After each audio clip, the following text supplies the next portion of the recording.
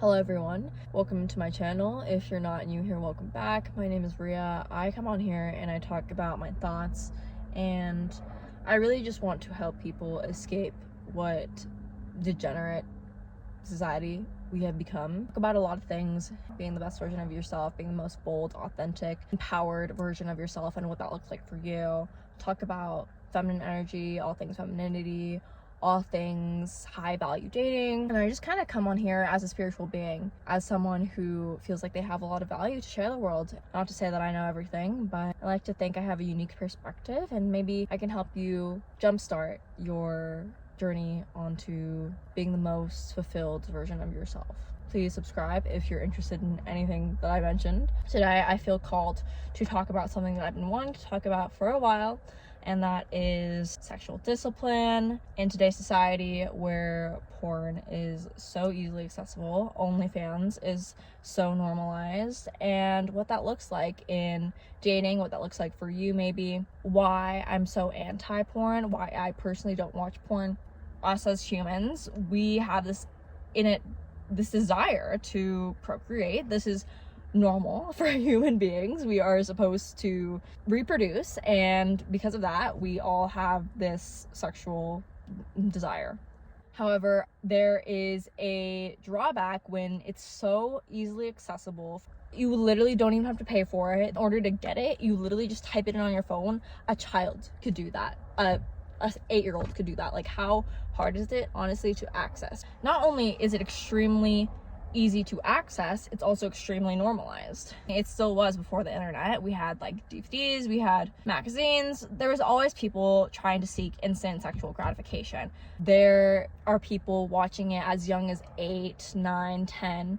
People who don't even have, not people, literal children who do not even have the mental capacity or the maturity to understand what sex even is in its full capacity, and now they're becoming addicted to this. They don't know any better. They don't know that this is increasing their dopamine by insane levels, and then throughout the years before they have even hit puberty, now we have people addicted to more extreme forms of entertainment, starting off with just enjoying the more vanilla stuff, and then you move on to more aggressive, more violent, more misogynistic forms of this content. That's why you see people paying for OnlyFans. That's why you see people paying for paywall adult content. A, because they want the connection. Hookup culture, we hook up with people because obviously it feels good. That's surface level. We hook up with people because we want to feel the connection that we lack. We feel connected to that person even if it's only for a shortened amount of time. That's what we're seeking. Where people pay for this content, you might be thinking, why would people pay for OnlyFans when there is so much free porn online? People have developed a tolerance. All this access to extreme forms, like millions of girls from their fingertips, millions of girls and men, I'm sorry. The porn and sex addiction affects all people of all genders. It's very unfortunate. You have millions of females or males or whatever your heart desires accessible to you from your fingertips. So when you get addicted to that and get used to it, you want more extreme things, and those more extreme things are behind paywalls.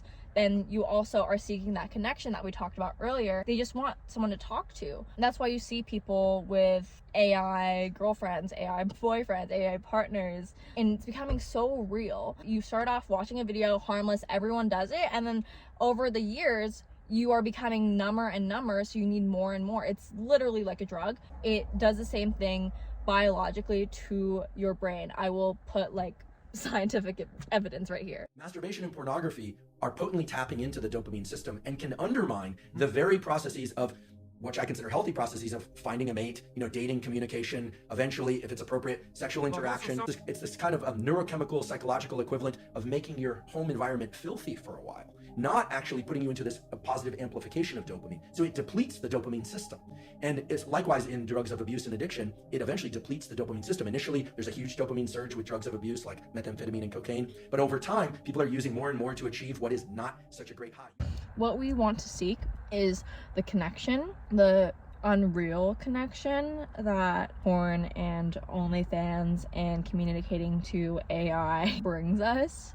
without the vulnerability of what it takes to have that real human connection, or the effort that it takes to make that real human connection. The issue is you get this huge dopamine spike. The effort that you put in isn't correlating with the amount of dopamine you're getting. Dopamine baseline is now higher, and that's what makes you continuously want to consume more extreme and more violent and more taboo porn. Sex is a means of connection. It is an energy exchange, just like anything else in this world. A handshake is an energy exchange, a conversation is an energy exchange, even paying for something is an energy exchange, because you are letting that person know that you find their item valuable. You want to exchange your currency and your hard-earned money in order to receive that thing. So everything that we do is an energy exchange if you believe that everything is energy. That is a whole different conversation. It's a very powerful thing, and it is a very intimate thing. It is a sexual experience. It is a spiritual experience, if you'd like it to be, because an orgasm, all it is the buildup of that energy. And this might not resonate with a lot of people, but think about after you have a hookup. Sometimes you feel worse after because you're not getting that aftercare. You're not getting that genuine love and heartfelt feeling of care. You feel worse because that energy is just evaporated, and you weren't putting it into a loving manner.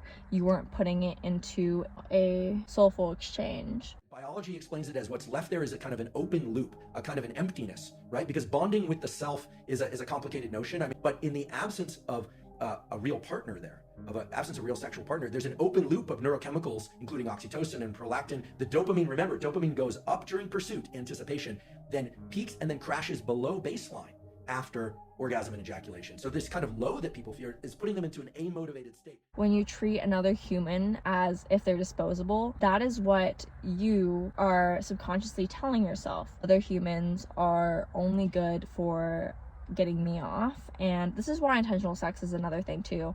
Intentional sex, doing it from a sacred place rather than a place of, oh, I'm just trying to get off. It's a completely different experience. I would love to experience it, but it's okay, guys. It's okay. Porn displays that we have to put on this act. We have to be performative, the best at this, and do it in such a way where I'm the best he's ever had. And it's from a performative place and from a competitive place and an internally misogynistic place, rather than loving your partner and wanting to satisfy them in that way because you love them, and you're doing it from a place of, I want to please you and I want to praise you because I love you. When you subconsciously, after all these years, treat people like they're disposable, treat them as just a way to get off, even in person, when you're not doing it in a way of soulful, meaningful, energetic exchange, subconsciously teaching yourself that that's all the other person is good for in that moment. Coming from a very different place, okay, we tangented a little bit. And this is just my personal boundaries. I'm not here to explain to you what your boundaries will be. I'm here to tell you that even if your boundaries aren't normalized or you're ashamed for having them, that you need to stand by them. I'm here to let you know that the way you're feeling isn't absurd. You are not asking too much for your partner to only lust after you. It absolutely breaks my heart that there are people out there cheating on their husband and their wife under this guise of having needs. While we have needs sexually as people, you need to be a grown adult and understand that cheating is never okay. If you need to cheat in a relationship, then you need to break up with that person. Right? We're not even talking about OnlyFans or porn at this moment. If you feel a need to cheat on your significant other because your needs are not being met, then you need to leave the relationship and be a grown adult. If you can't do that, then you're not emotionally ready for a relationship. You're not mature enough to be a relationship, and you need to heal and do the inner work and potentially go to therapy if you're able to, before you even think of putting another person's emotions on the line like that. Anywho, the people on here will tell you, it's normal, you're so insecure, I can't, you're just insecure. Okay, me?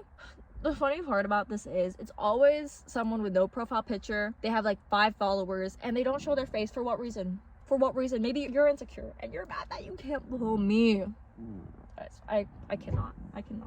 Do not let those user 123556789 tell you that you are insecure, because these little children are weaponizing that word against you, because they want you to feel like you're in the wrong for setting boundaries, rather than own up, be a little big boy, be a little big girl, and change their actions, because that requires a lot of emotional intelligence. In today's society, it's comical. It is a big ask to have a boundary for your partner to only lust after you. It is a big ask to not want your partner to get off and fantasize about other females, about other males. Big ask to do all these things if you're asking the wrong person. They're not too much. And if I'm too much, go find someone less than. I will never date someone who watches porn or follows OnlyFans women. In my opinion, we should only be lusting after our spouse. Another thing too, sexual discipline is so attractive. Discipline as a whole is so attractive. Lack of discipline makes you ugly. When someone goes to the gym, that shows that they are very hardworking. That shows that they get stuff done, even if they are tired or lazy that day. That shows that they care so much about their goals that they're willing to put effort in, that they're willing to eat a certain way, change their lifestyle, because they're so passionate about being the best version of themselves. That's why guys who go to the gym, girls who go to the gym are attractive. It has nothing to do with what they look like. I mean, it has like a teeny portion to do with what they look like, but generally it's because they show that they're disciplined. You can't buy a gym body. Being disciplined is the most attractive thing that anyone could ever do. If you display sexual discipline, if you display that you have the willpower to hold meaning to something so beautiful and to something so intimate and so special, so spiritual, for depending on who the person is, that is just beautiful to me. Right now, using my celibacy as a container to get myself closer to God, get myself closer to what sex means to me, get myself closer to who I want to be and the type of girl, the type of woman I want to be in order to attract my ideal partner. Now, I don't believe in shaming anyone. I believe in holding a no judgment space in my heart. And I see a lot of people shaming OnlyFans models, OnlyFans females. I think there should also be some conversation on the fact that they have someone to market to. I just want to let everyone know, it's difficult at first, but like any habit, like any drug, this is something that needs to be talked about more. This is something that is serious. This is something that neurologically is addicting. We should make lust, marriage, and sex sacred again. Listen, I'm not gonna come on here and say that celibacy solves all your problems. I'm not gonna come on here and say no fap solves all of your problems. I'm not gonna come on here and say stopping watching porn will solve all your problems. But what I will say is, when you start to cultivate this sexual discipline, and you put that energy towards something meaningful and towards focusing yourself and towards crafting the ideal person that will attract your ideal partner, the game will change. And you will find someone who loves you for your soul and not for your body, not for your disposable being. Stop seeing other people as disposable beings simply for you to get off with, and their body as a way to get off. It is a way to just cultivate and attract real love, real connection, if you put in the work in order to do that. But yeah, I'll put my resources in the description. If you're looking to quit, my advice to you would be seek a counselor, certified, sexual counselor or therapist if you have the means to. I forgot to mention that addiction is black and white. There is some metamus trauma causing these coping mechanisms, or deeper inner work you must do. Recovery is possible, and I have left resources in the description. There are online communities, r/nofap on Reddit, settings that you can put on your phone to block adult websites, so that way it makes it a little bit harder for you to access those things. Addiction and a habit are two different things. I'm not a professional, nor do I claim to be one. But yeah, thank you guys for joining me. I hope this brought some clarity to how I feel about sexual discipline in today's society that is slowly drifting away from God. We just need to be more mindful, bring our soul closer, rather than escaping through short-term instant gratification, short-term fun. What we feel is connection, seeking fulfillment from within. Thank you all. All my information will be in the description, along with some resources. Please let me know what you think about this week's episode, and I will be back with more of my thoughts.